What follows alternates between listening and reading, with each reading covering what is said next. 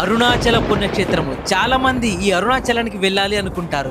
ఈ అరుణాచల పుణ్యక్షేత్రము తమిళనాడులో తిరువణామలలో ఉంటుంది. ఈ అరుణాచలానికి వచ్చిన ప్రతి ఒక్కరూ గిరి ప్రదక్షిణ చేస్తారు. ఈ గిరి ప్రదక్షిణ 14 కిలోమీటర్లు ఉంటుంది. ఈ గిరి ప్రదక్షిణని చెప్పులు లేకుండా పాదాలతో నడవాలి.